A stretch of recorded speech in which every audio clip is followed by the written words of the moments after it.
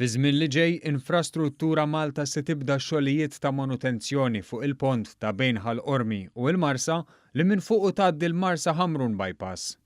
Ikkonferma dan kelliem għall-Infrastruttura Malta fit-tweġiba għall-mistoqsijiet ta' One News.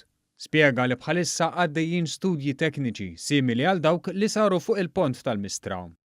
Fil-fatt kien spjegat kif il-monitoraġġ, it-tiswija, it-tisħiħ u l-manutenzjoni tal-pontijiet, mini u strutturi oħra tas-sistema tat-toroq ta' Malta Għawdex huwa proċess kontinwu li ma jaqta' xejn. Ftit tal-ġimgħat ilu Infrastruttura Malta lestiet l-ewwel fażi ta' tisħiħ tal-istabbiltà tal-pont tal-Mistra wara li studji tekniċi urew li partijiet minn din l-istruttura li jmorru lura mal-130 sena kienu f'periklu li jċedu.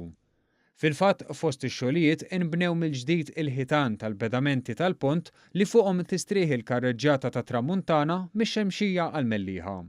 Fl-istess waqt, it-triq kollha fuq il-pont ingħatat wiġġ ġdid ta' asfalt waqt li ġew installati wkoll crash barriers li jħarsu lil dawk li jkunu għaddejjin minnha f'każ ta' inċident. L-istudji tekniċi fuq dan il-pont għadhom għaddejjin sabiex jibdew xogħlijiet ta' tiswijiet u restawr tal-kumplament tal-istruttura. Issa l-istess sistema qed tintuża għal pont ta' bejn Ħall-Qormi u l-Marsa li minn fuq tgħaddi l-Marsa Ħamrun bypass.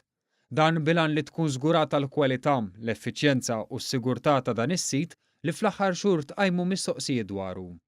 Fl-istess waqt il-kelliem ta' Infrastruttura Malta spjega li l-istess entità għandha fil-pjani tagħha li ssaħħaħ bosta strutturi oħra. Fost dawn dalwaqt se jibda proċess sabiex isir xogħol ta' manutenzjoni u installazzjoni ta' sistemi ta' dwal u ta' saħħa u sigurtà fil-mini li minnhom jgħaddu toroq ewlenin, jiġifieri dawk ta' Ħall-Kirkop, Bormla, Santa Venera, San Ġiljan u Tal-Qroq.